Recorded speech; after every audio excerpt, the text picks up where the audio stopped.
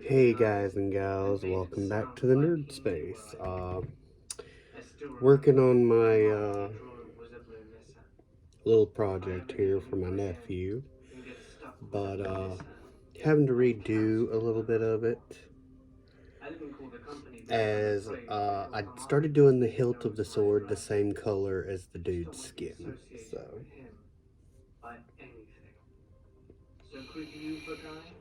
but listening to Mortis Media again. So, hope you guys like. I explored all the natural wonders, like the Grand Canyon, Superstition Mountain, the And Painted I would check Desert. him out if you like scary My stuff. grandfather had an obsession with the Pretty Old good. West, cowboys and spaghetti westerns. He was so But determined to go yeah. to So Tombstone to if you see the guys like, OK hit that Corral. like button and So we went to subscribe. Tombstone. Really Mind helps you, the channel out. I'm a guy who can be viewed And as a sensitive. just gonna To jump in here and describe the get trip started. in words, it was a strange one. So we arrived at Tombstone at around 10 in the morning. We do our tourist things, old-timey photos, try on weird hats, try their old beers, and look at the pictures. After a few hours, we decided to go to the old theatre. This place was not very big, 2 stories high. So I'm just A gonna do lady the is hilt standing in gold. front of it, saying that there are tours of the theatre starting at $10 a person. So we go in. This theatre is one of those that has a poker room on the bottom floor, top floor with blankets blocking off some small rooms for the prostitution and a stage. Me being me, I decided to go ahead of the tour. I went to see what's ahead by myself. I saw 2 steps that led up to a very small room with a piano to the left, a wall of photos to the right, and the thing that I didn't notice at the very center was an old hearse with a casket in it, with a portrait of someone who had been transported to their final resting place. I'm not moving, mind you. I'm standing as still as a telephone pole. The casket inside is closed. Every muscle wants to leave, but my mind wasn't working with my body. I see the casket lid lift up and then close. I was completely alone and don't remember leaving the room, but I did, and then was back with the rest of the group. It was a freaky experience. In March of 1996, I was the age of 16 and joined the British Army. But yeah, go When you check out joined Mortis the Media, armed guys. forces in the Pretty UK, good guy. you started with 10 weeks of basic training. As I was going to be an army chef, I attended Herbright training camp for what I thought would be the worst part of army training. I couldn't be more wrong. Now, back then, I was super fit and very happy-go-lucky. I took to the training, even though it was incredibly tough, horrible accommodation, bad food, and run ragged from 4 a.m. till 9 p.m. every single day. But I got through it and passed. I still remember my passing out parade, and how proud my mum was watching me in my uniform marching around. After you finish the hell of boot camp, you go on to phase 2, which is your trade training, which, depending on what you choose, would decide on where you went.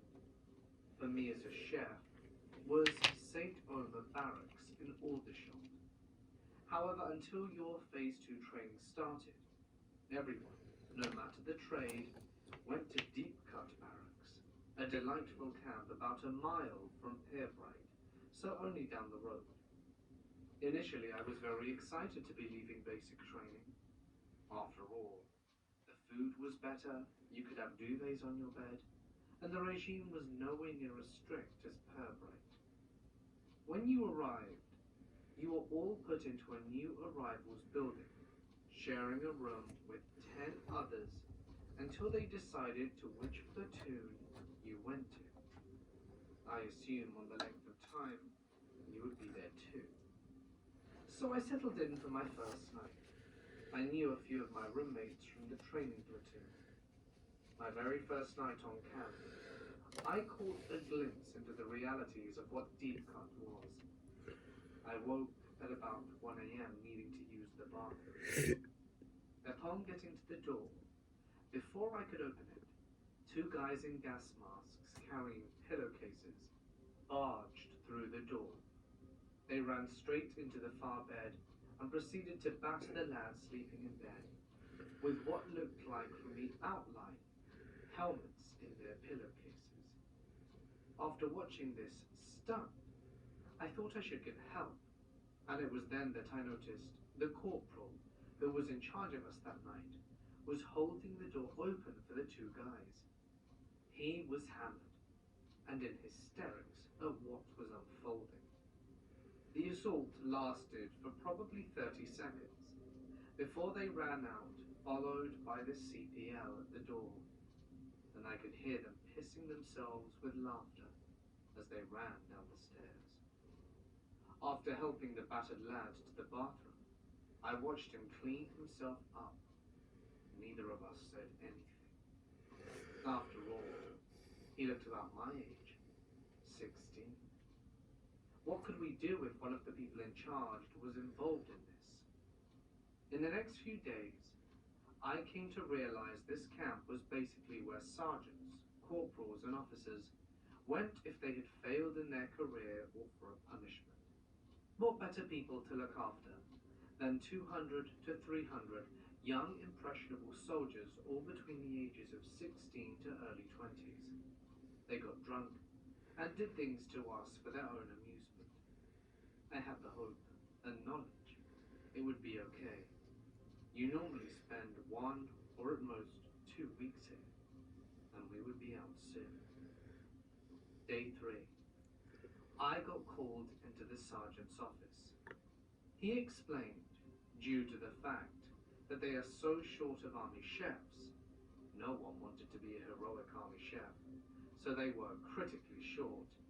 I had to wait at deep cut for enough chefs to pass basic training before going on to my next phase. After asking how long, 3 months was the reply. 3 months at this hellhole? I thought it couldn't get any worse. I was very, very wrong. At this stage, I got introduced to my platoon while I was at deep cut by my brand new platoon sergeant, G. Initially, he sounded very friendly and spoke with a soft Sunderland accent.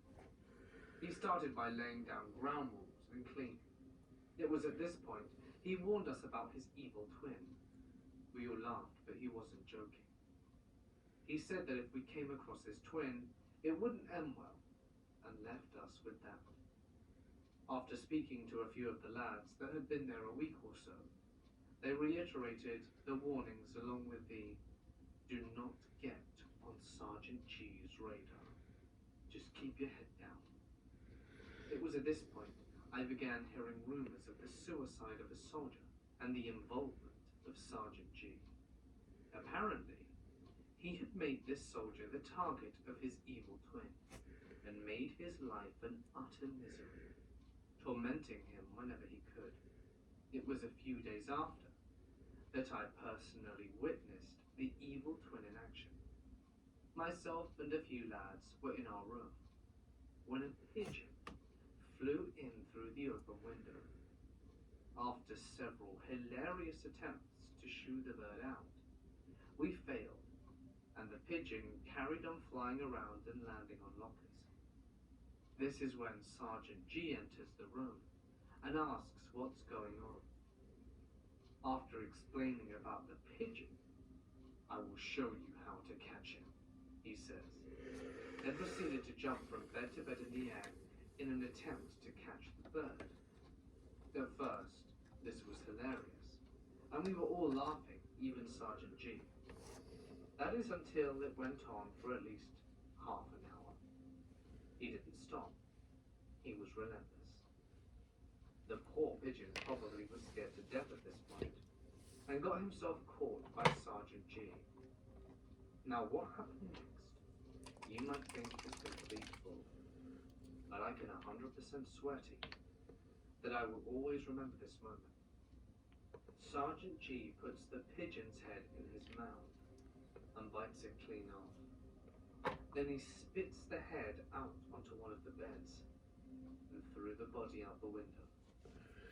Stunned by this, we just stood there, while the dementing Sergeant G kept saying, "Evil Ed's had his dinner," and laughing. While this is probably the most psychotic event I witnessed, the sheer cruelty of Sergeant G was legendary.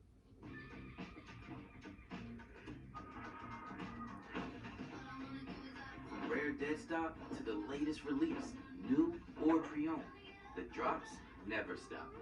eBay, authenticity guaranteed. One day in the height of summer, he made us push a huge temporary road around a field barehanded. If you have never seen one of these, it's basically a gigantic roll of rubber and steel. Being jet black and being in the sun all day, this thing was incredibly hot.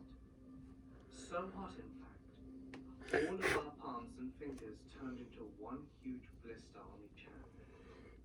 After inspecting the damage done to our ravaged hands, he shouted at us for not having men's hands, even to the women.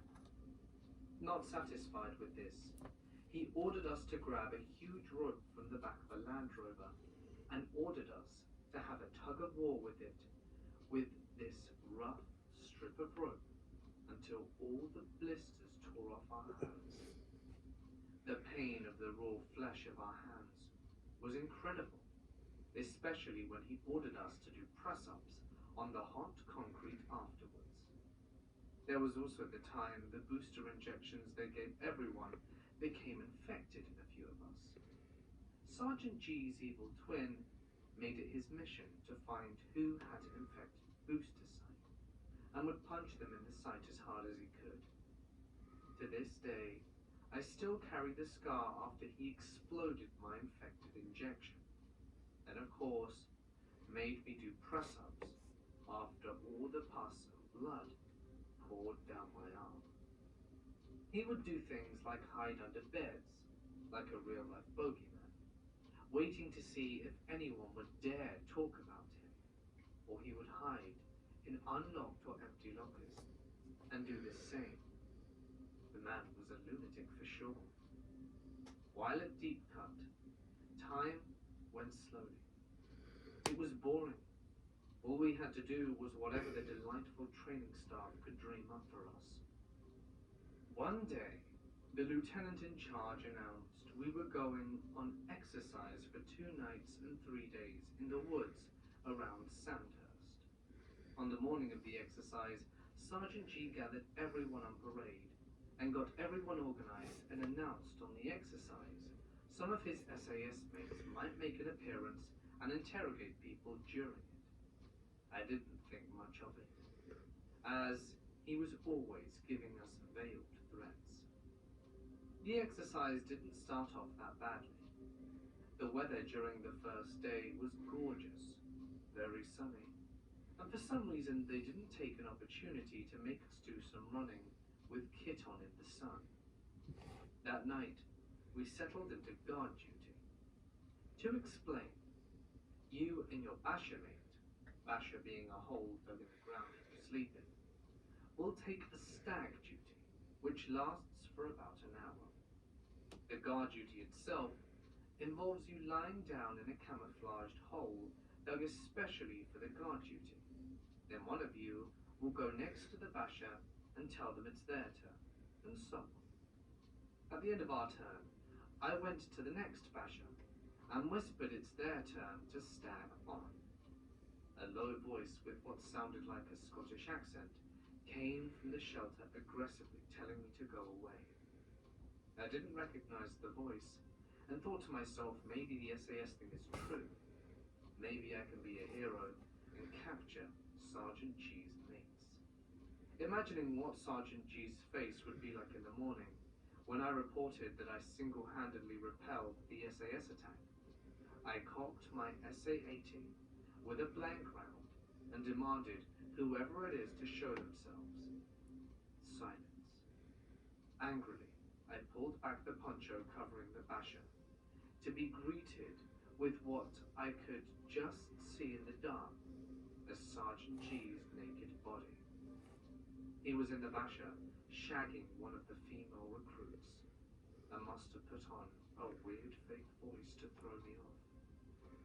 I stood, stunned, as a furious, naked Sergeant G leapt to his feet, telling me to not say a word about this, to get back on guard duty. I couldn't quite see how angry he was because it was dark, but I could hear the fury in his voice. I was now on his radar. He was married, and I now was a witness to him screwing some woman whilst on exercise, and I knew he would have to do something about this. The next morning, things seemed to be okay. Sergeant G didn't even acknowledge me, which suited me down to the ground, as the exercise carried on until the night. The weather this night wasn't like the night before.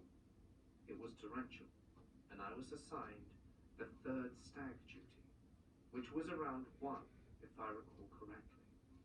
Now, weirdly, I was told I had to stag with the girl who Sergeant G was with last night, which was odd, as it meant my basher mate didn't have to do guard duty.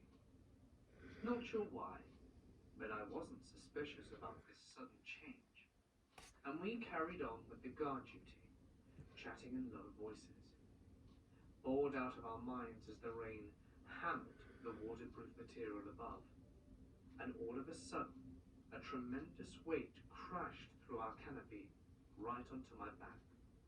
Someone from behind grabbed the front of my helmet, and I could feel what felt to be a knife against my throat.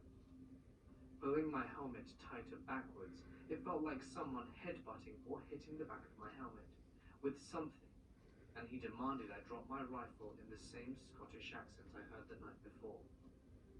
Pulling me to my feet, he ushered me forward in the dark forest. Glancing down, and I caught a glimpse of the girl I was on guard duty with, and could see how terrified she was when we locked eyes for a moment. Then she carried on laying down with her hands behind her helmet. I remember stumbling through the woods for about 10 minutes in the pitch darkness. Then a voice ordered me to lie face down on the ground.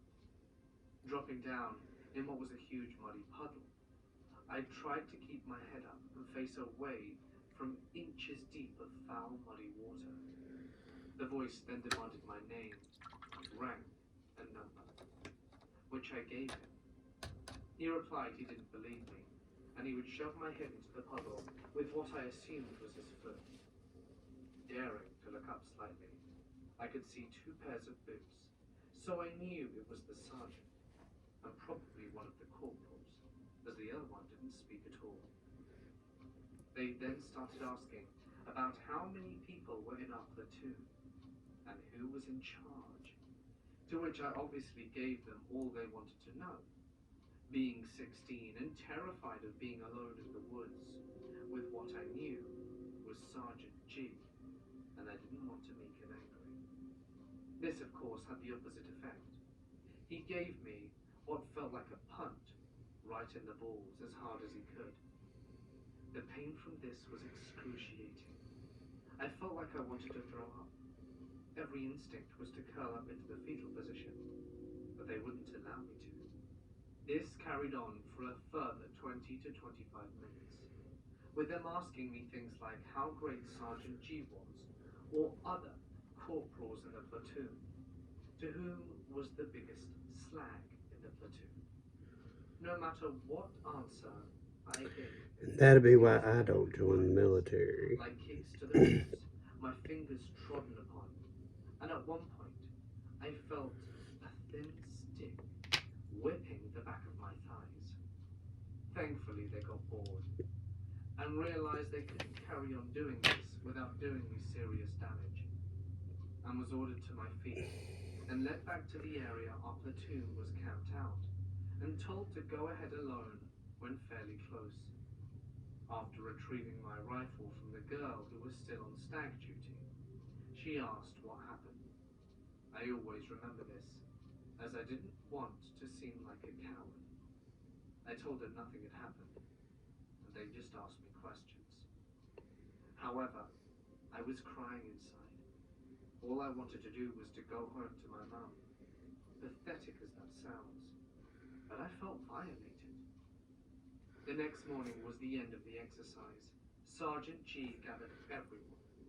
After some debriefing, mainly about how bad we had done, and then announced that his mates from the SAS reported that they had interrogated a few people while staring at me the whole time.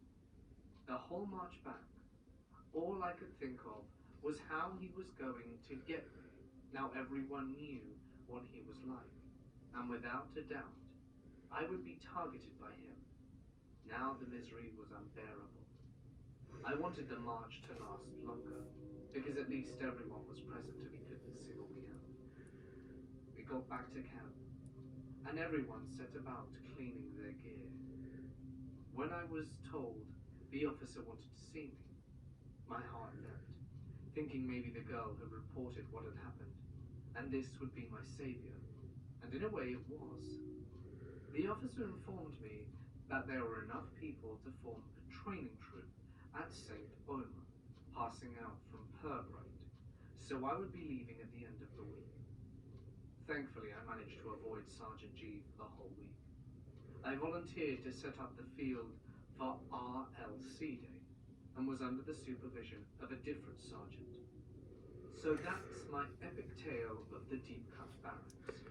As mentioned at the start, I tried to let the tribunal know of what occurred, and they didn't want to know.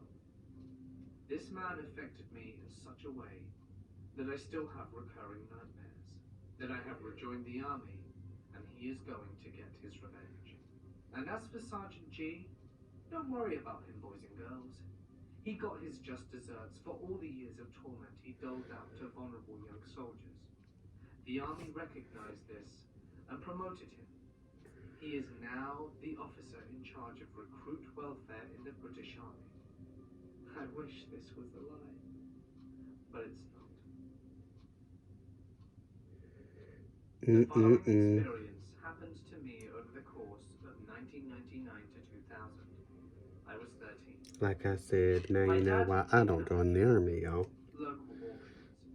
We lived in the sticks of South Central Pennsylvania. The Mason-Dixie line was almost my backyard. The spattering of towns around us we lived in were very small, mostly just huge expanses of farmland, cornfields, and lots of general run-down old barns. There were two major auctions locally, Stone Hill on Sunday, and Weller's auction on Tuesday evenings. I was going through puberty kind of early, and was very angsty and emotionally dramatic. The previous year I'd had my first boyfriend, but his parents didn't approve of the relationship and forbade us from seeing each other. Somehow it worked.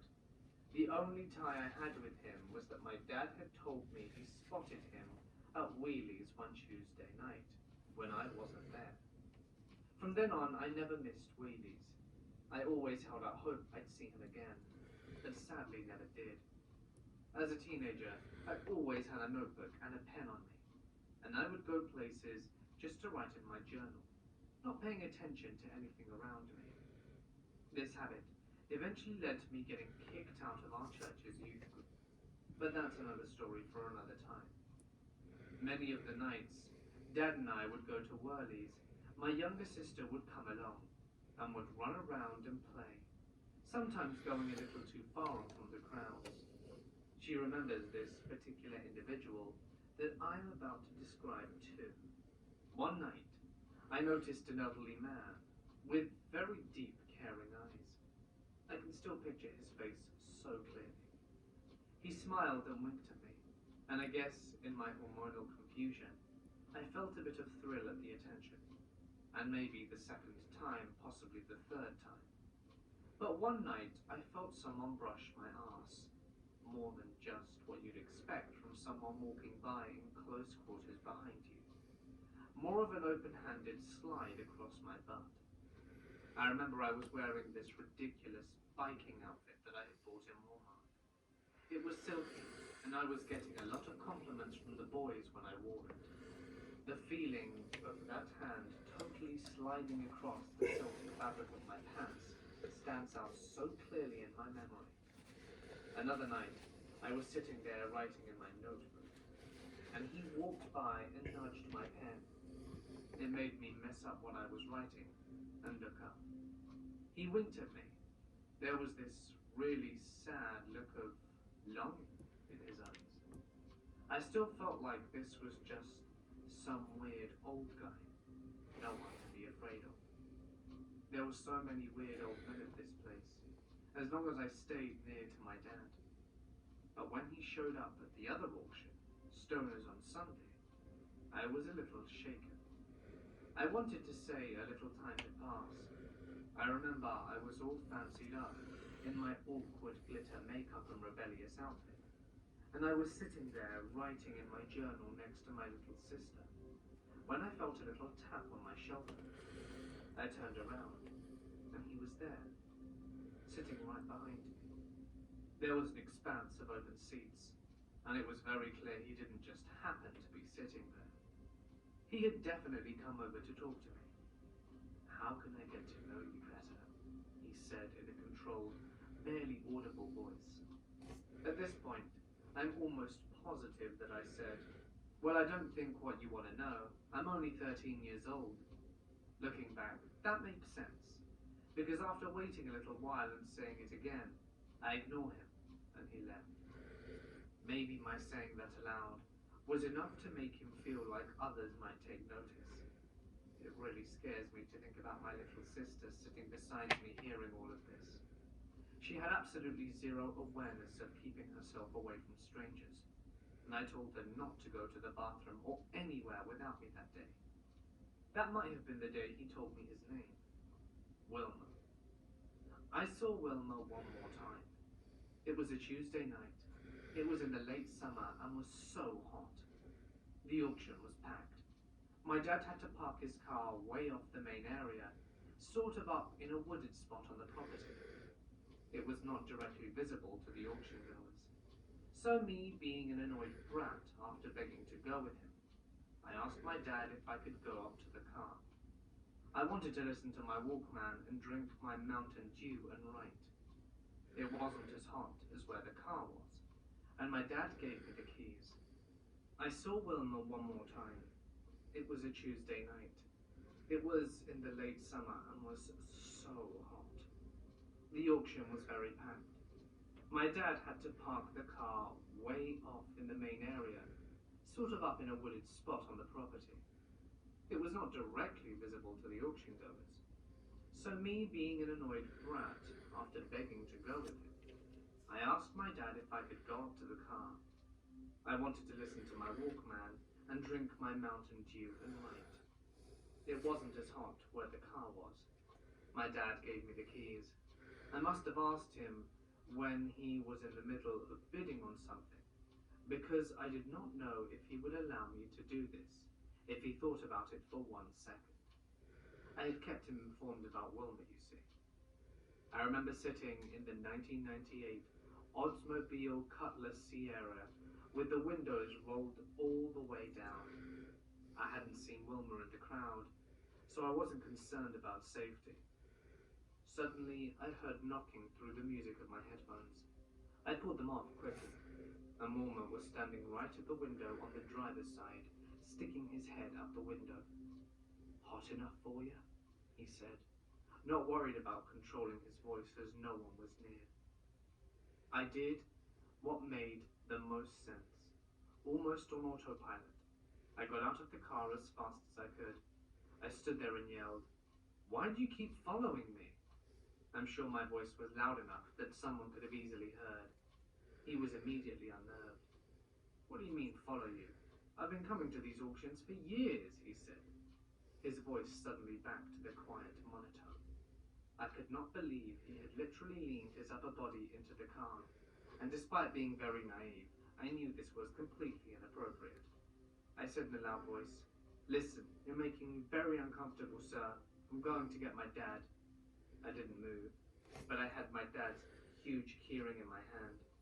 I briefly considered worst-case scenarios and stuck my middle finger into the ring. I could maybe hit him as hard as I could with the keys in my fist. This man then started running, not walking at a brisk pace like most elderly men do. I mean running down the little embankment. I went to get my dad and pulled him aside to tell him what happened. He told me he'd take care of it, and started looking through the crowd for Wilma. He was gone. That night I cried and panicked all night long, terrified every time the phone rang, or that there was a noise outside the house. I figured if he wanted to, he could find where I lived, and I stopped going to the auctions. And my dad says he never saw Wilma after that night. He wasn't lying either when he said he had been going to those auctions for years. It was odd that he stopped going to both of them so abruptly, but then again, not.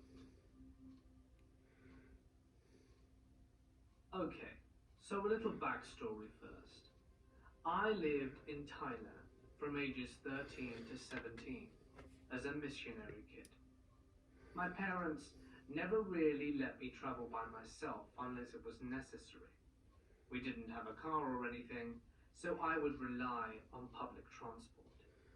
Being a young blonde white girl in Thailand, I usually wasn't traveling by myself. I don't know what you guys think, but On he's this done. particular occasion, I was out at a mall with some friends. Well, almost. I got a magnet on top. It was around dusk, and so I was going to take a taxi. I've taken taxis before, haven't had any weird experiences until this time. When I get in, the guy was asking me questions like where I'm from or what my parents do. They usually ask these sort of things because I speak the language a bit, and they're curious like anyone else would be. But this guy begins asking me very personal questions. How old I am, if I have a boyfriend, if my parents are home. I immediately start to become uncomfortable.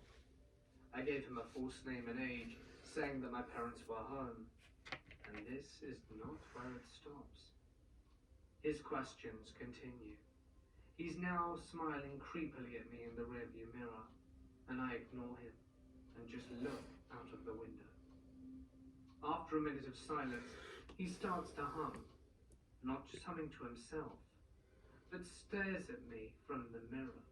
I wait a few more minutes and have my phone in my hand ready to call someone if he makes a different turn, as I knew most of the paths to my house, so I would know if he were to take a wrong turn. I also start memorizing his taxi number and what his face looked like. He eventually starts full-on singing to me a slow song that I couldn't understand. I finally call my parents and just say to stay on the phone with me. The guy realizes I'm on the phone at this point, stops immediately, and doesn't look back for the rest of the trip. I told him to drop me off a block away from my house, just so he wouldn't know where I lived. I've never gotten out of the cab so fast. I realized he could have been harmless and not intending to be creepy. Got this.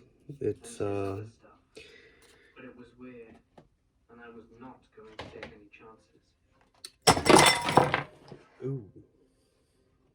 I just want to preface Good thing that didn't break. by saying the following action. But it's gonna go in. I've been lucky enough to have a few paranormal experiences in my life. Thankfully, I can do that This right happens now. to be But one of those instances. straight down When I and roll. graduated college, I moved back home into that But weird I gotta clean this bad boy because I gotta glue where I get a real job this. and try to figure out what I want to do with the rest of my life. In the meantime, I wanted one last summer of procrastination before I jumped into the real world.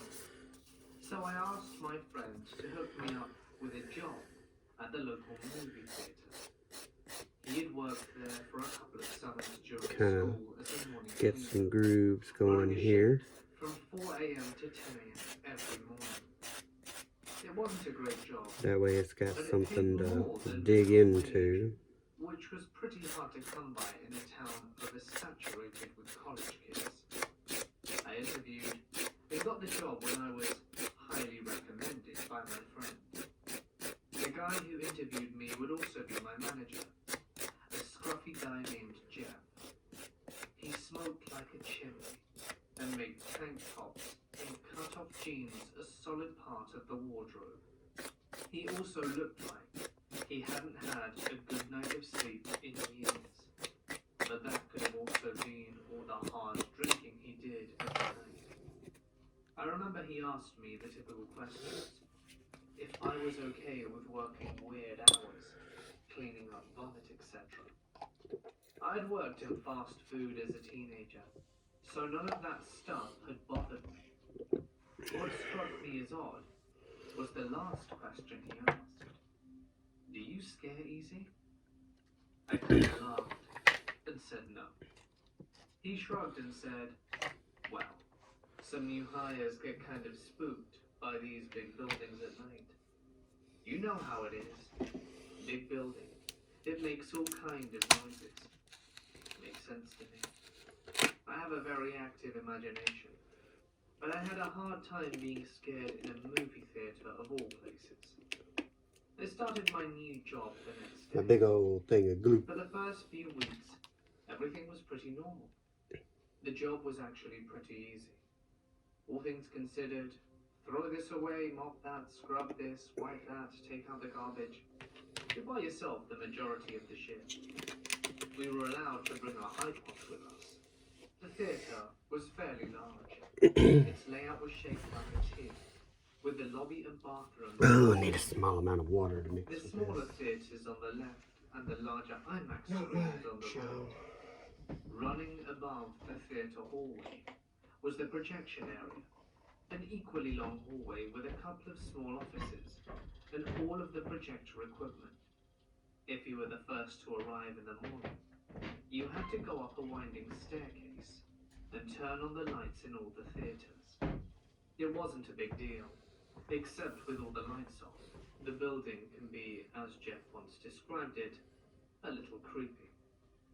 The projector area was full of promotional material, including a sea of cardboard cutouts from all the movies they had playing in the theatre. Sometimes, the theatre manager would have giveaways, and staff could take home some of the items. Pretty cool, but when the lights were off, it looked like a sea of people in the hallway. Another part of our job was to meet with the day crew after our shift at 10 a.m. and go over any maintenance problems we were dealing with, and they could highlight anything we needed to address on our next shift. The second thing to strike me as odd was the day manager, Bob, pulling me aside after my shift. You're the new guy, right? He asked. Yes? And he put a pair of keys into my hand. Can you make sure this place is locked up at night? I know you guys are usually in the back or upstairs. I don't want anyone sneaking in while you're occupied. I asked him if that was a problem.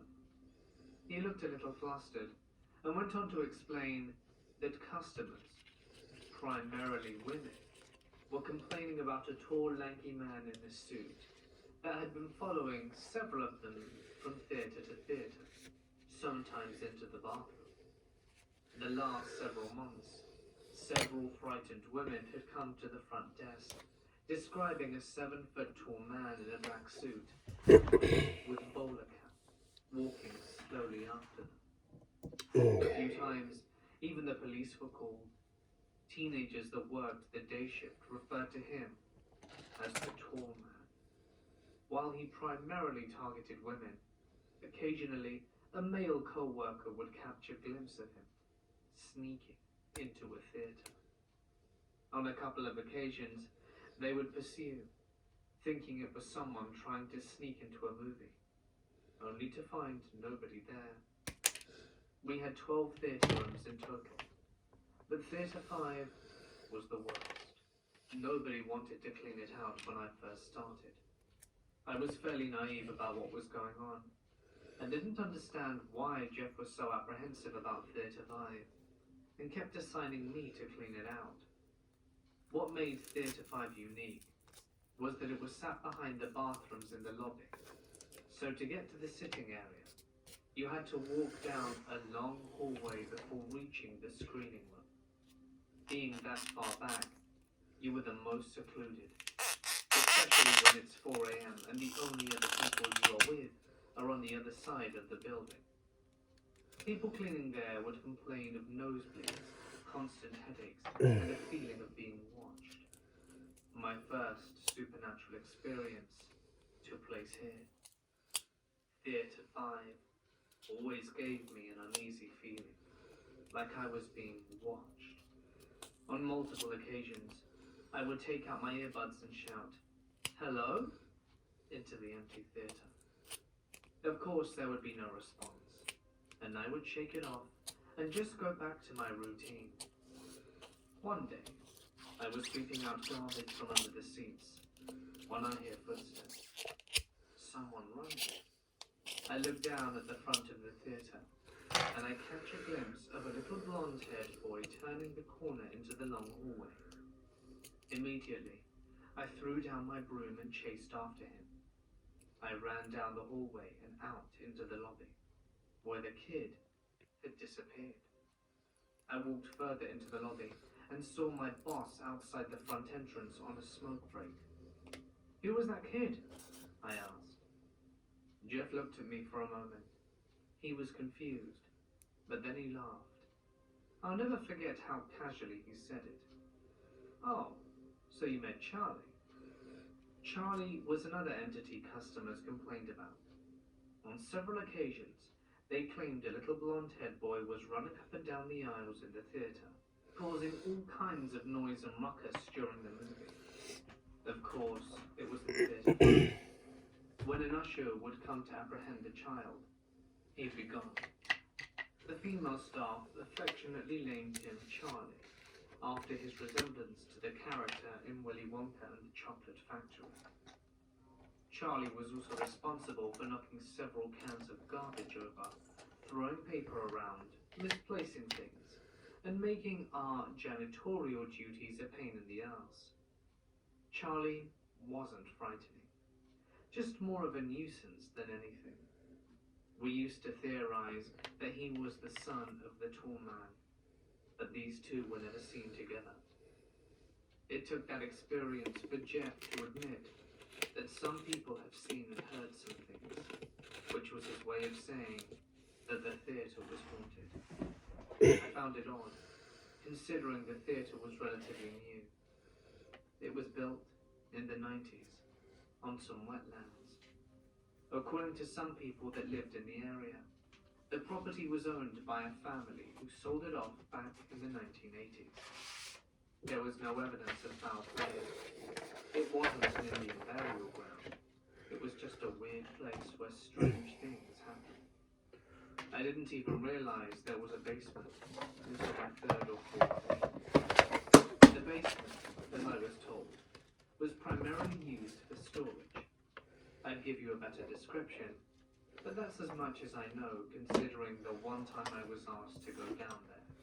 I didn't even know where the hell it was. It was a Thursday, and I was ready to get out of there. I remember that I had the next couple of days off, and I was ready to relax a little bit when I got home. I still had plenty of time on my shift, but this particular morning, I was really dragging ass. Jeff gave me a couple of bags and told me to drop them off in the basement. I said I didn't know where it was, and he pointed down the hall. Last door on the left, marked employees only, he replied. I started walking away. Here we are. And he I was looking for my dirt, y'all. "Don't go down there by yourself," he added, with a bit of hesitation. "There's a lot of stuff down there, and I don't want you tripping over anything." There were usually only 3 of us working a shift.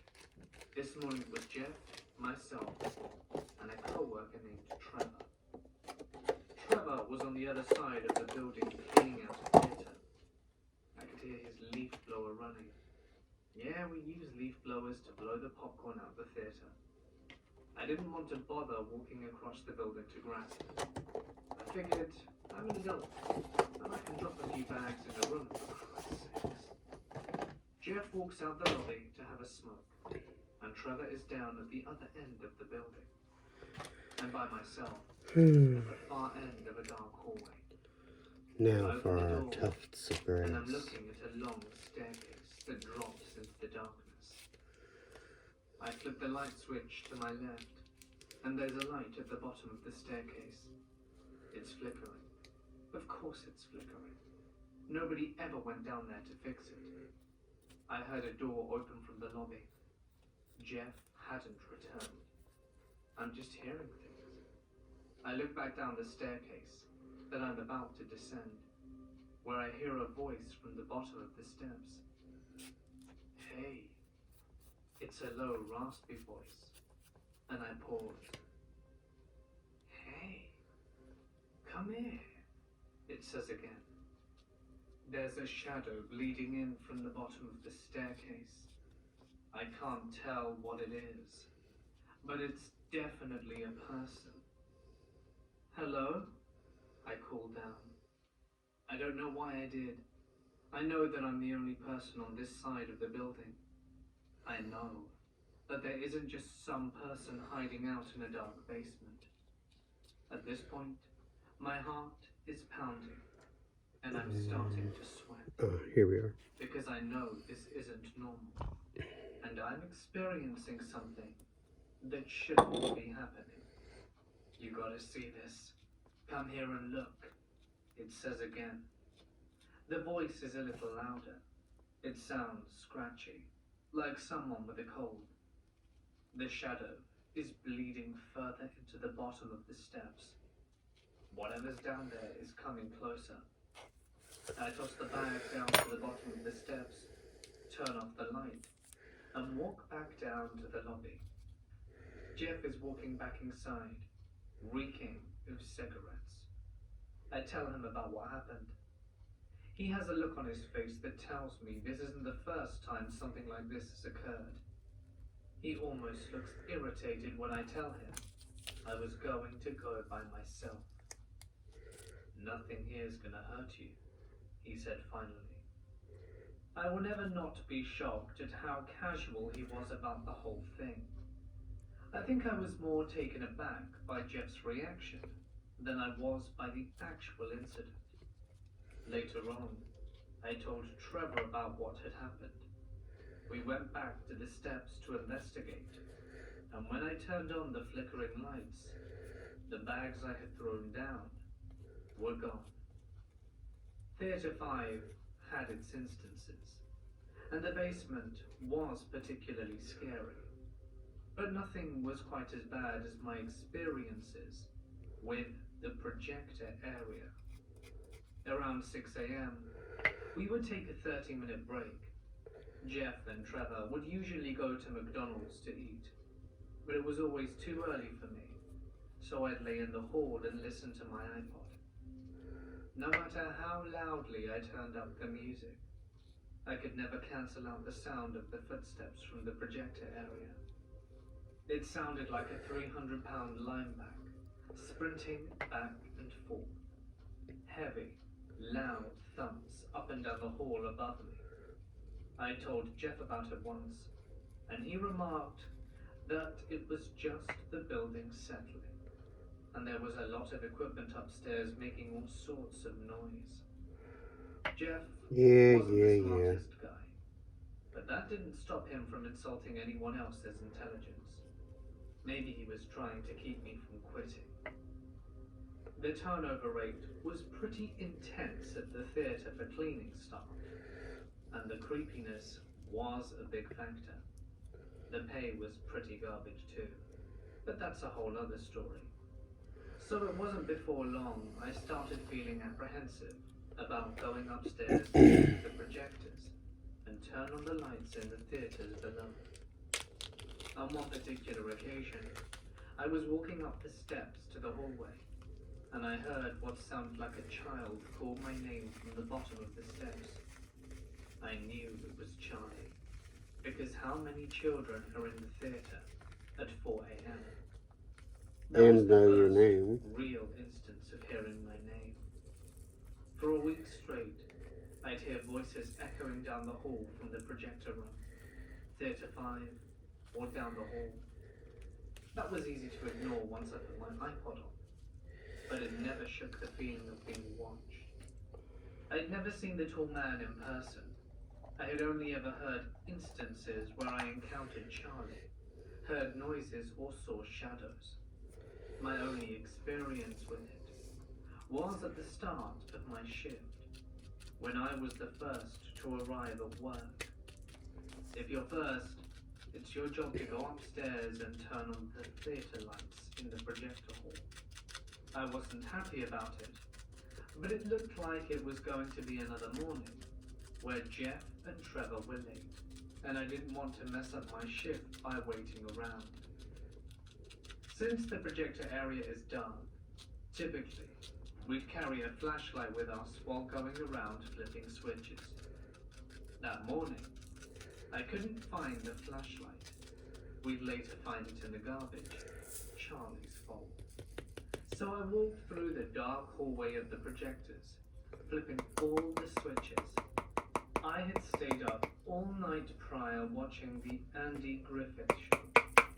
I remember because I was whistling the theme song to myself as I walked down the corridor.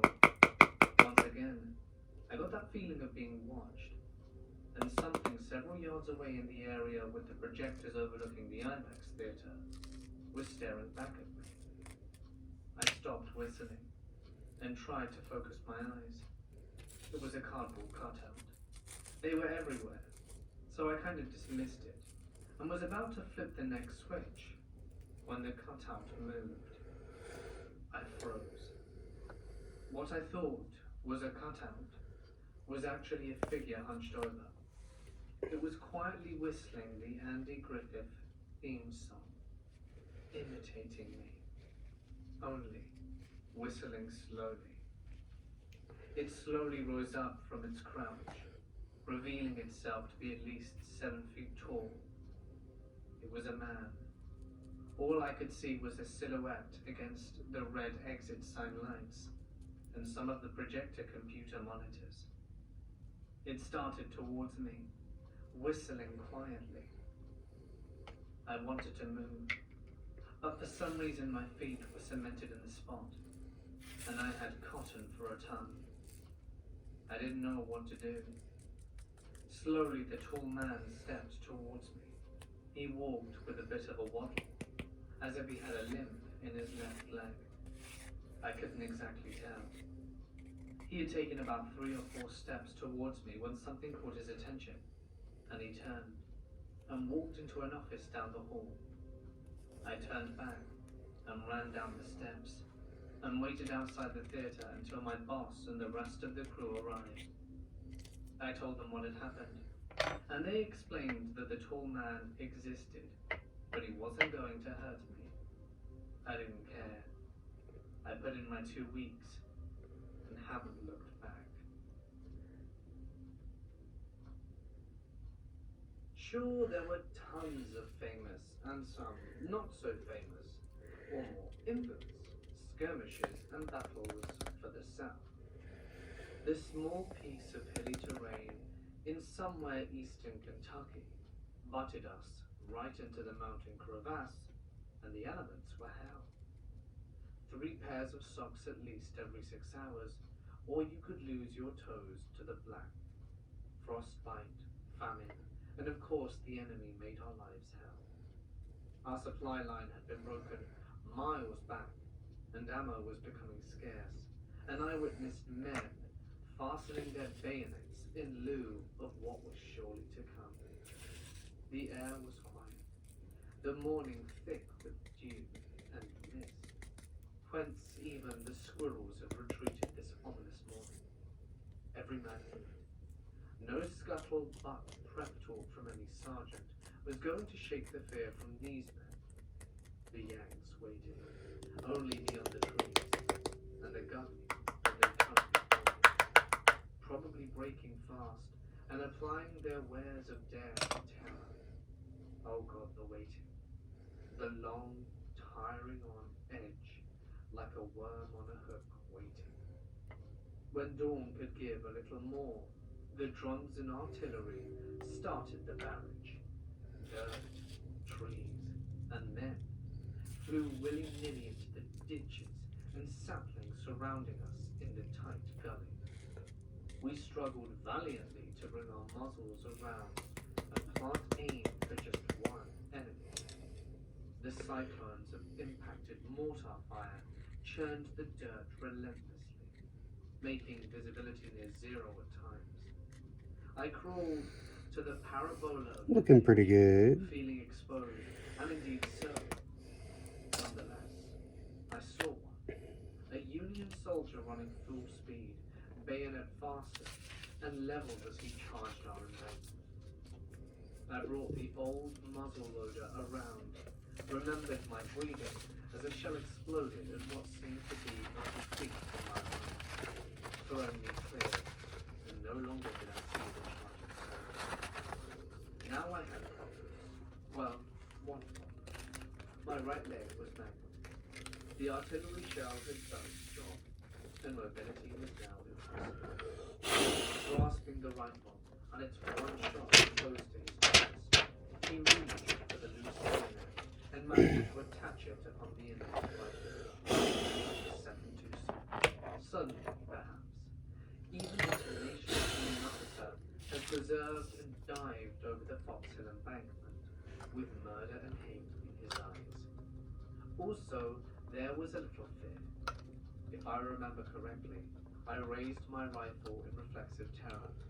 That did not mimic any form of training he had received. This was brutal survival.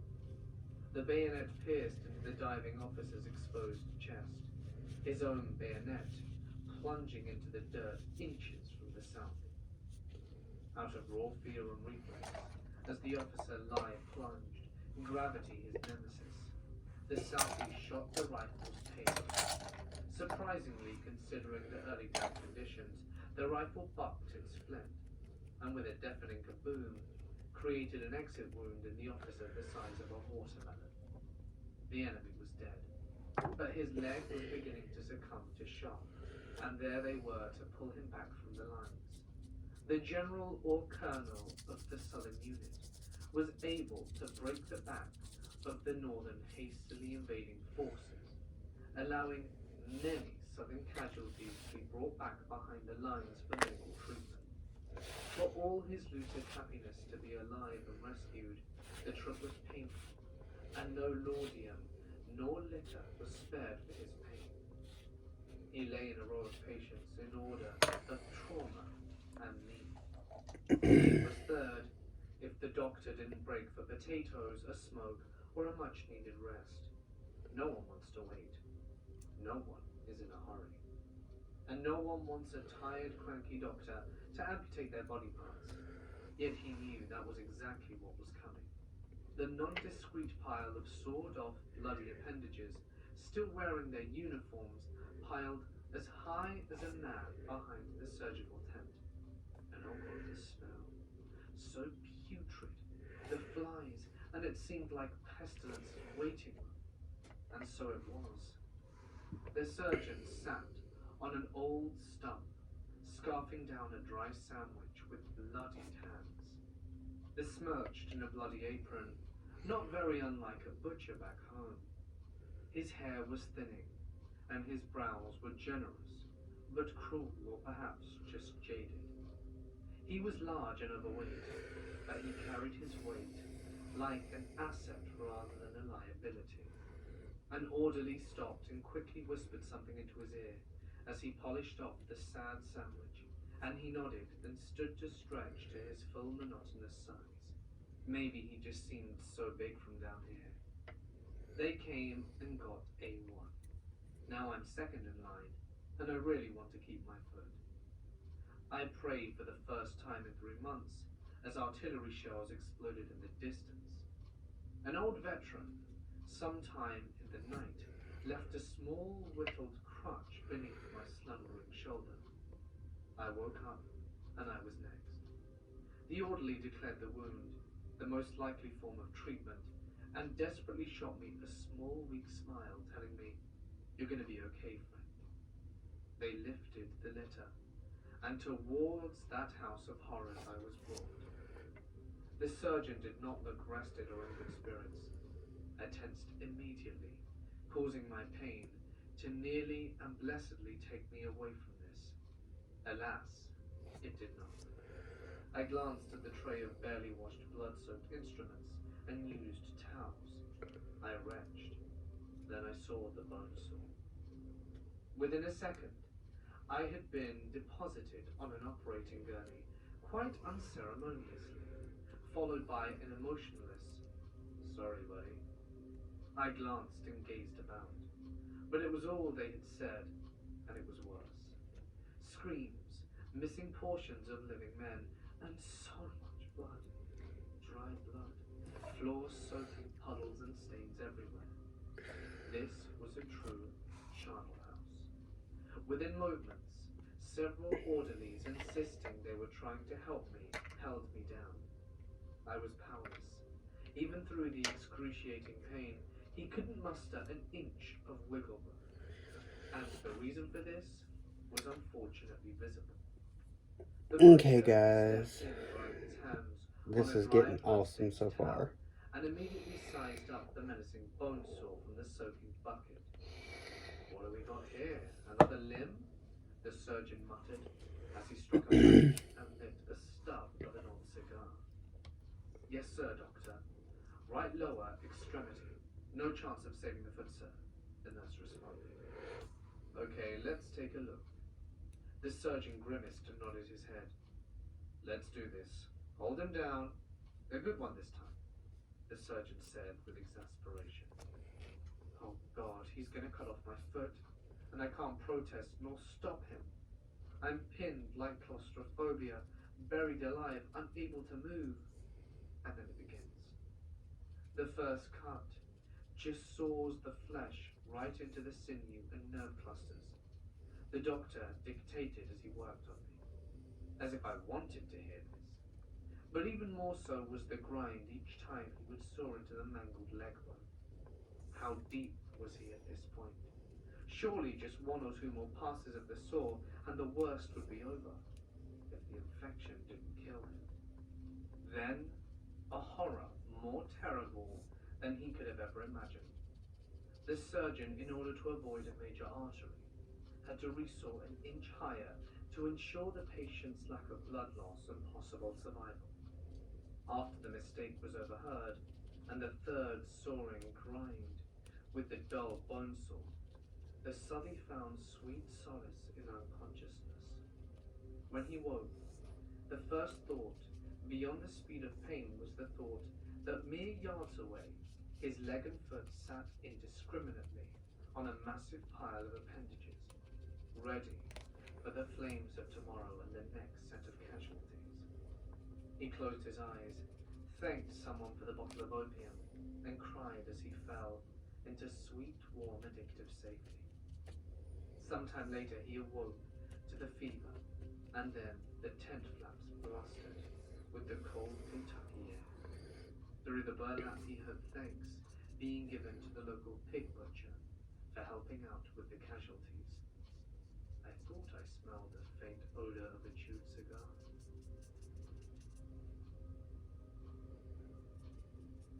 I used to go to Well, I know what they were doing during the food shortage. It wasn't because the limb needed to be amputated, huh, folks? more opinions and all of that.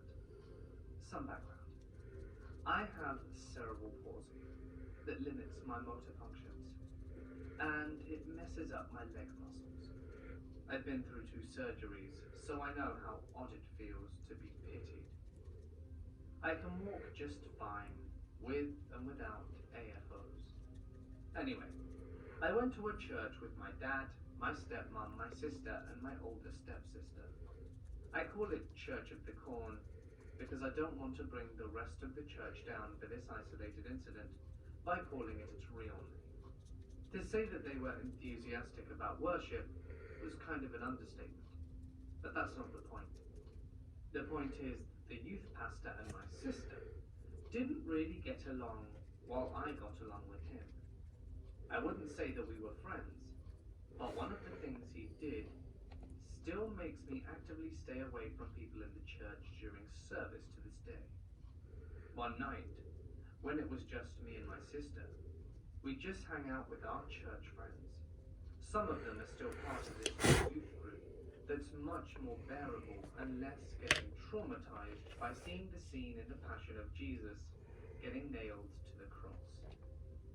Cut to me, sitting in the front row with my friends being reserved and quiet, because I didn't like to talk much in service, even though I used to think at the time about how bullshit this all was.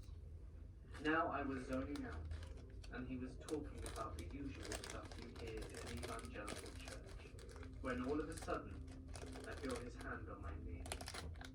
I want this boy to run, jump, and walk, the youth pastor said. It took my mind a second to register what was going on. I'm usually a physical person. I love hugs and being hugged, handshakes and other physical displays of affection. But I didn't really trust this guy. I froze as he continued, and I felt like he was using me further in his agenda. After service, I ran immediately to my sister, who saw it all, and decided to do this, and I love her for it. She had me do some jumps and run around, and that made me feel good. I ran around the sanctuary and soon forgot the uncomfortable feeling. Every time I see him, I never feel good, and I was out of there shortly after. This happened to my father when I was a young girl, in the early or mid-90s. My dad was in pretty good shape, about 5'10", and in his mid-40s. He had a fairly high-up government job that frequently took him to Mexico. This particular trip had him working in Mexico City. One night, he and a co-worker went out to dinner in a kind of touristy area I think was called Zona Rosa. They went to a few bars after dinner, enjoyed the city, and decided to take a taxi back to their hotel. When they were in the taxi, it stopped at a red light. There was a police car waiting in line behind them. Suddenly, two men from the street ran up to the taxi, and the driver let them in. They attacked my dad and his friend and demanded their money and jewelry. Now my dad was pretty strong, so when he started kicking these men, it probably did some damage. That's when the men started stabbing him with rusty screwdrivers they had for weapons. His pants were tattered and bloody from all the wounds. Meanwhile, the police behind them, who had a clear view of what was happening, did absolutely nothing. Of course, because police are usually useless. The attackers take both of their wallets, watches, and wedding rings. That's why I don't trust Now them the men are usually. angry because they're At least not down here in They drive around the South city Carolina, and y'all. his co-worker over and over, Don't while trust demanding them. the PIN numbers for Never their have, credit never cards. will. My dad's co-worker, who spoke Spanish, kept trying to tell them they didn't have PIN numbers, but this just made them angrier. They had no idea what these men had planned for them, as they just drove them around and around the city. Finally, they stopped in an unfamiliar location next to an 18-wheeler. The men dragged my father and his friend out, and told them to crawl all the way underneath the truck. Then both men jumped back into the taxi and sped away, leaving my dad and his friend stranded in a sketchy part of town with no money. Eventually they got yet another taxi and went back to the hotel. My dad immediately packed his things and took the next flight home. I remember him sitting at our kitchen table looking so pale and disheveled. I'd never seen him like that before. His wounds weren't too serious, but he needed a tetanus shot and ended up going to counseling. Despite what happened, my dad didn't let this experience scare him away from going back to Mexico City. He was brave and continued to travel there for work until his retirement. He says that it could have happened to anyone in any city, but it's still one of the scariest things that has happened to my family. I've been serving in the US military for 6 years and have seen some odd things. Back in 2014, at some federal land east of Fort Bragg, I was driving a buddy back from a used car dealership. This is a small two-lane road deep in the thick, tall, dark forests protected by the DoD. It was about a 2-hour drive. We noticed our phones and the radio didn't work during the return trip, even though it worked on our way to the dealership. But we figured sometimes signals are weak due to weather, even though it was only slightly overcast. Not long after, we realized this. A blinking red thing flew over the road only 19 feet above my car. No noise, not shaped like anything we knew, and it was just blinking red lights all over in random spots and all different sizes, and it was moving at about 60 miles an hour. There was just enough glow from the sky of the setting sun that we could sort of make out its silhouette, which was not consistently shaped. It was a rather organic, blobby-shaped thing, as if it was a mashy glob of food someone had thrown in the air. We weren't freaked out about it, just mentioned it as kind of like, huh? That's weird. 2014, Fort Bragg. Another incident. I was in the very back storage room of the building that I worked at. I was inventory at the time. It was only me and the senior NCO in the other side of the building, this early in the morning, and I had the door shut behind me in this small, windowless, ventless storage room. I was standing with my back to the door, which was the only door and had a clipboard in my hands that I was looking down at. I then noticed movement out of the corner of my eye.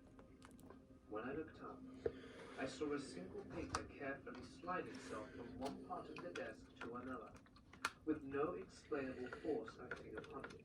It even went from being flush with the smooth oak table surface to climbing up to a stack of papers to be on top, all without the corners or edges folding up, as it made this 2-foot cross country. I then stared at the desk for another 2 lifetimes and booked the hell out of that room. A few years later, 2017, Fort Bragg. My roommate and I are in our barrack room. It's a quiet Saturday morning, and we're both up in bed with our phones.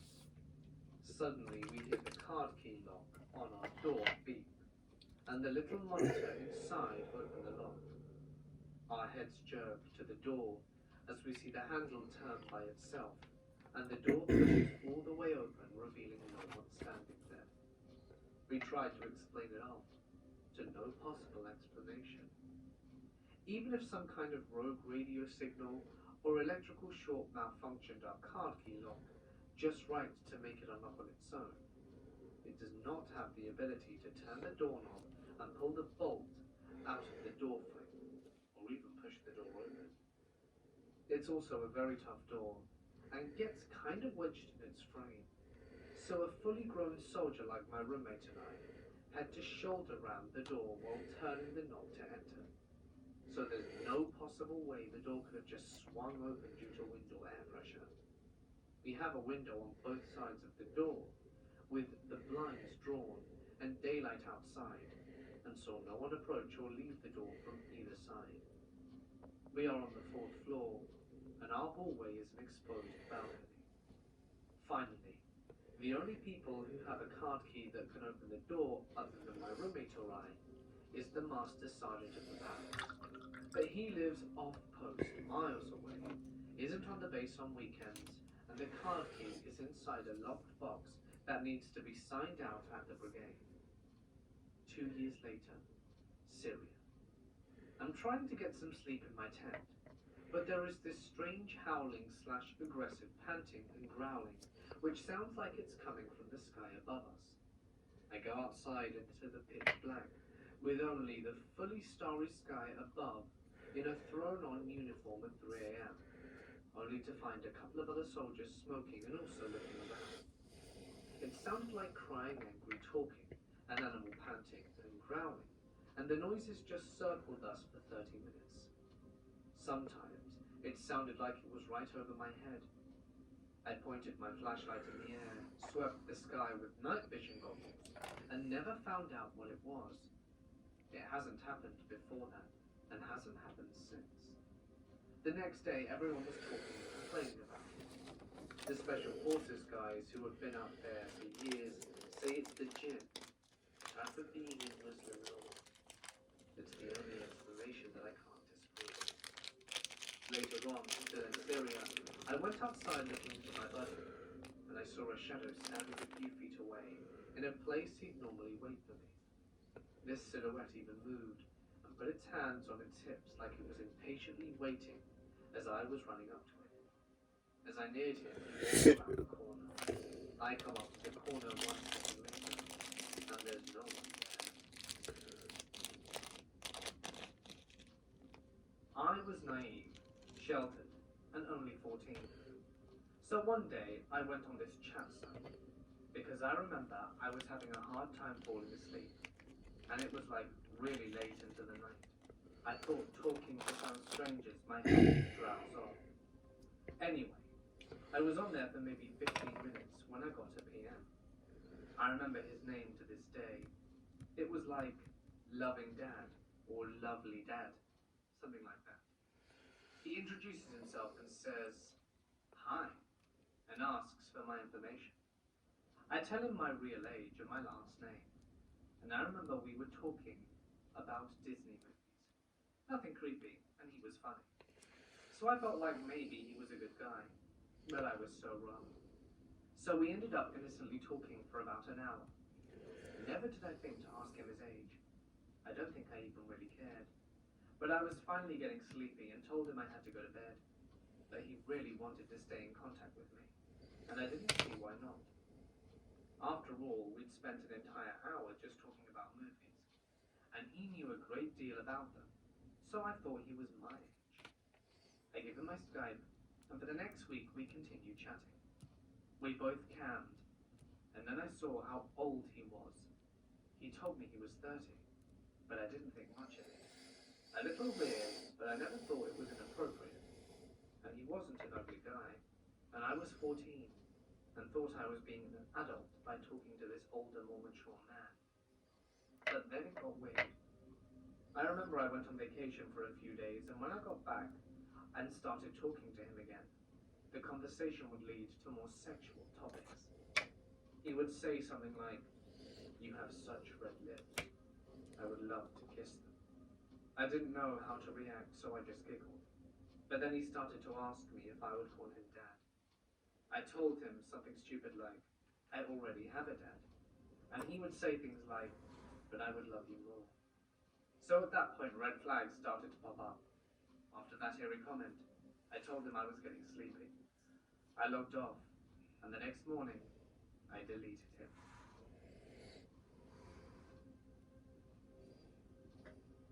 This happened 5 years ago, when I was about 15, and not very smart. I was still in school, and back to then I lived in a small apartment complex with about 4 or 5 apartments in 2 stories, with my mother, brother, and sister. That day, I wanted to go somewhere, and my mum didn't let me. So later that day, at about 8 p.m., my mother and brother took my sister to the hospital, as she was feeling a little bit unwell.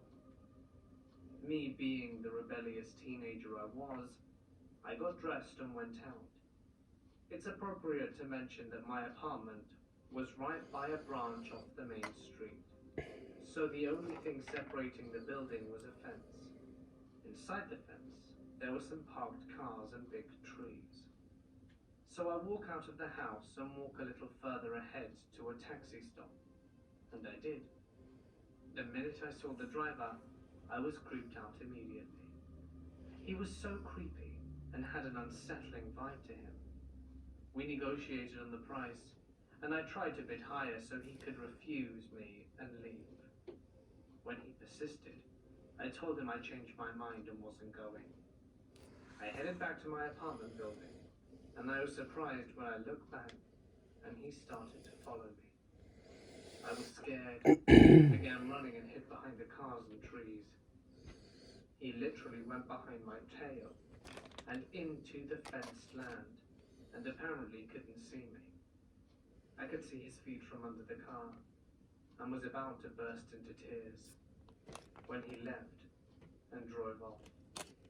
I didn't go back to my apartment, but I went to my neighbors and had their son accompany me into my house. That night, I cried and was shaking with fear all night long. Looking back now, I realize so many things that could have gone wrong. Him knowing where I lived and going out late at night in a not so safe area, and me being a small 5'2" teenager. That was really dumb on my behalf, but I'm glad that we moved shortly after. I'm a 17-year-old male, working a minimum wage job at a movie theatre. It's a small family-owned establishment in Jersey. Nothing like Regal Cinemas or AMC. It's just an okay neighborhood, but a lot seems to happen in the area of the township. So this happened on my very first day working there. I'm behind the register, learning how to ring up customers' food. My trainer leaves me to help a few customers, sensing I've got it down. Bad idea. A gentleman walks in, balding, and with what appears to be snot dripping from his nose.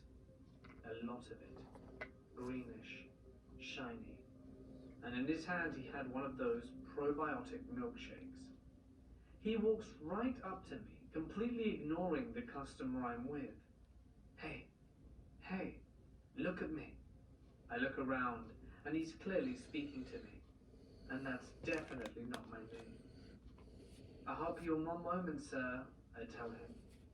Clearly, he doesn't like my answer. I'm off my meds now. I ain't crazy, man.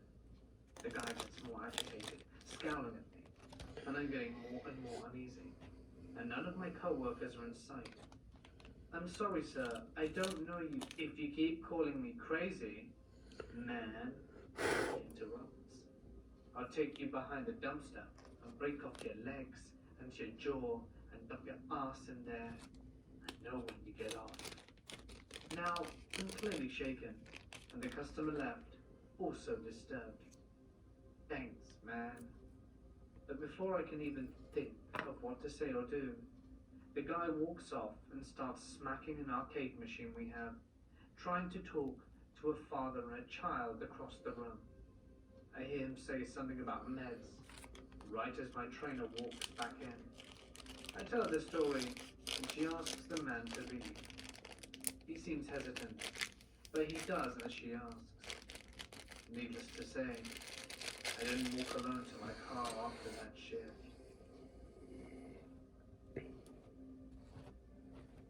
I was stationed in Europe, a very small, very sought-after duty assignment.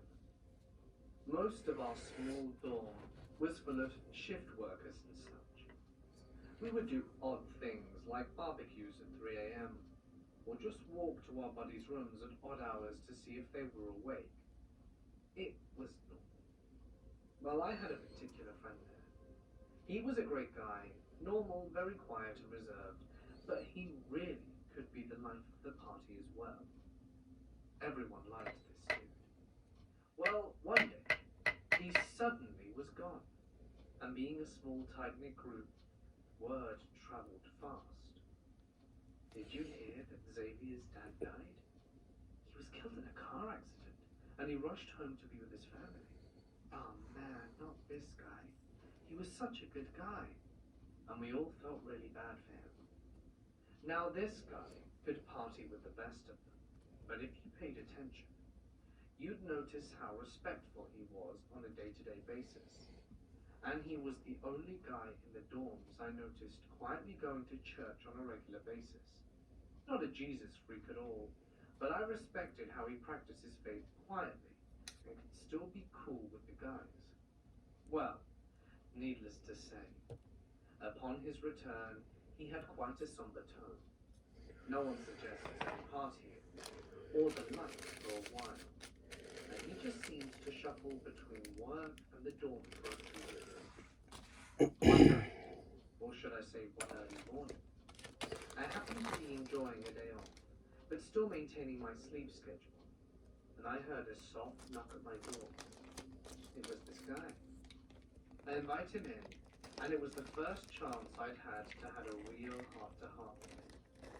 Since he got back, and after just a few minutes of pleasantries, he said, "There's something I need to tell you, and I want your opinion."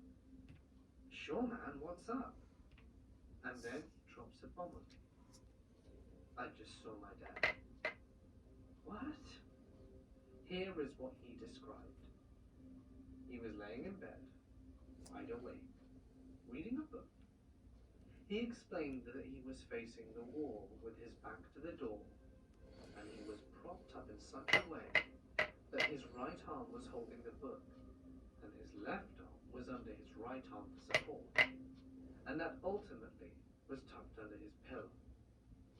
So as he lay there, with only the light of a desk lamp over his bed illuminating his book, from behind him, he feels a hand slide under his pillow and gently grasp his left hand. In shock, he quickly looks over to see his father standing there. When I asked him what went through his mind, he said that he was surprised, but didn't feel like it was an unworldly event, and they just stared at each other for a while. At this point, he'd instinctively let go of the hand, and his father was just standing next to his bed. Then he said he spoke to his father, and he said, "I'm sorry." And he told me that he asked his dad, "Why are you sorry?" And his father replied, "Because I didn't bring you flowers. I was supposed to bring you flowers." And he followed up with, "Why? Why are you supposed to bring me flowers?" His father replied, "Because you're going to die." This is the part that was messing him up, and for the rest of the time I knew him, he was never his happy-go-lucky self again. It's been about 25 years. I really should look him up. When I was 12, my mum took my cousin, who was 1 year younger than I, and my best friend at the time and I, shopping at a Walmart during the Christmas season. A little background. I was mature for my age, and frequently went places alone, like the movies or the mall, or wandered around the stores alone while my mum shopped, and had never had any issues before.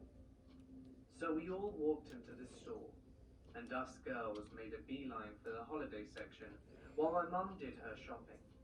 They had this huge man-sized Santa and snowman figures that could dance and sing carols on display for sale. Well, someone before us had moved the figures so they faced each other. When they sang and danced, their stomachs and pelvises smacked into each other. A dump prank. They were turning on as we walked up, and I just remember standing there staring at these two stupid huge things singing and humming. As we watched, I heard a deep voice giggle and say, "Pretty funny, huh? Did you see that?" My cousin and I side-eyed each other and just stood there unsure of what to do. I knew he was being gross, but I was very young and still didn't know the specifics of sex yet. It ended, and he asked, "Do you want to watch it again?" I said no, grabbed her hand, and we left the section, and he didn't follow, or so I thought. We ended up in the toy section looking at Barbies. I felt someone looking at me, so I glanced up at the creepy man from the Christmas department at the end of the aisle staring at us. Suddenly he's walking towards me, and I remember my body going cold, and I grabbed my cousin's hand. "Come on, we have to go," I said, yanking her arm hard. She was completely oblivious to the guy and said, "No," while stomping her foot down. I dug my nails into her arm, and she finally looked up and saw him coming towards us and let me pull her away. The creepy guy followed us out of the aisle. As we were walking away, he said, "Little bitch," to me, and his face was very angry. We ran through the store until we reached my mum. and I remember she was in the craft department. I think we told her we saw a creepy guy, but not that he had followed us around or yelled at us. To this day, I don't know why I downplayed it to her. Maybe for fear that I would lose some freedom. I hope to not meet that Christmas pervert again. I was in the army. It was pitch black. Me and my battle buddy had guard duty at Checkpoint Charlie. We were in a forest in a temporary camp. The time was around 1 a.m. And while I was looking through our night vision equipment, I could see what resembled 4 people trying to crawl into our encampment. I followed protocol and call up our guard commander, who tells me there shouldn't be anyone out there, but to keep observing them and report back.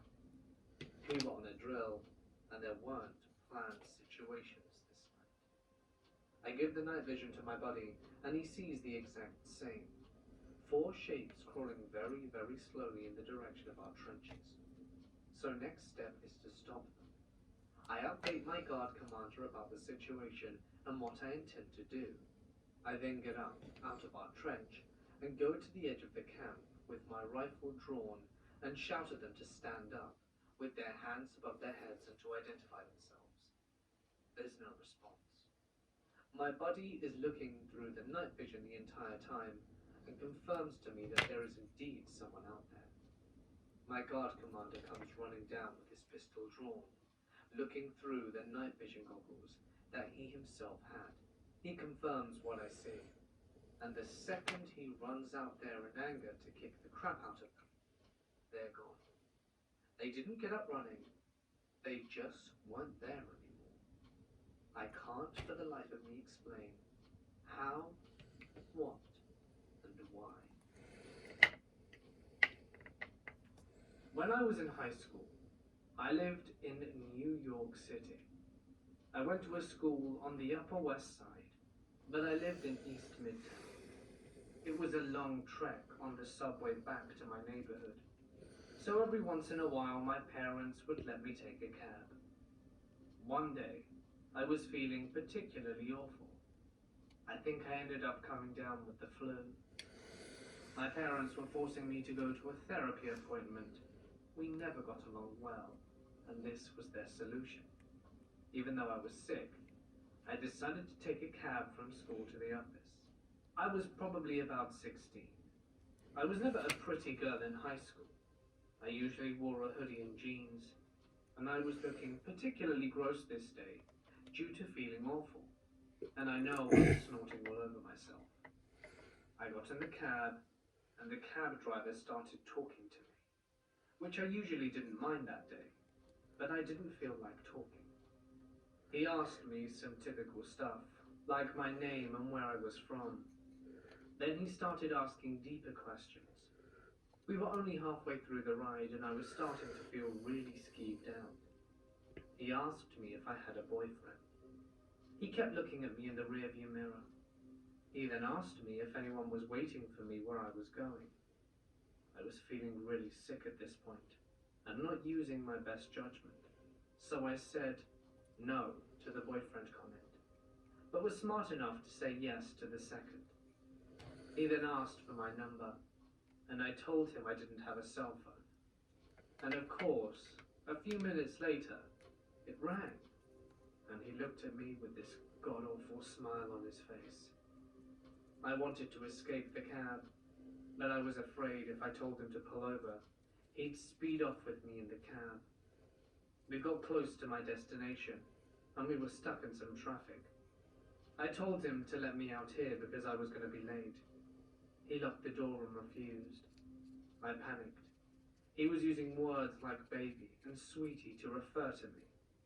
I should have just called 911, but I didn't think of it in my state of mind. But somehow, he must have decided against whatever he was doing. We reached a corner. He unlocked the doors. I threw money at him and ran out. I didn't even get his plates. I just wanted to get away. I'm 26 now, and so scared to think what actually might have happened. I've read some of the stories on here, and hadn't thought of it in years. Well, Be here we careful are, when guys. you get a can. Let me know what you think in the You never know comments. what could go When it wrong. dries, it'll look a lot better. But yeah, let Around me know what 6 you or 7 think, years and ago, my mum had a boyfriend. My parents were divorced. I'll His show you name the was Dave. aftermath once I get it He was glued really together chill after I and clean bought me the plenty of glass t-shirts and off. toys, but we never bonded to the point where I would consider him a good friend of And mine. show you guys I once only it's saw him a few dried times a week, what I got and only coming when he out. was with my mum. Long story short, Dave and my mum didn't last more than a few months, and Dave and Alright, I well, I'm going to get off soon here. parted Don't ways. forget to hit When that I asked my subscribe mum and like why they button. weren't together anymore, And she then told me that Dave was let too me know if you want more narcissistic. content like It this would and be a see few more weeks stuff come later out just that I like would this. realize just how crazy this guy Don't was. forget to check out I Mortis remember Media, distinctly that and Dave would show up to my see house you in the next uninvited one. on multiple occasions, Oh, and bringing before me I home forget, sweets and little I birthday should be packages of trying to candy. get Every time he uploads at did least this, he was every sure to hop on Wednesday it. and Friday. But it If didn't not happen. those days, usually Dave Tuesday started or showing up at Thursday, my mum's work, or making me possibly a stuff, Saturday. and being even more So, than see you generous. next time, Nerd This went Spacers. on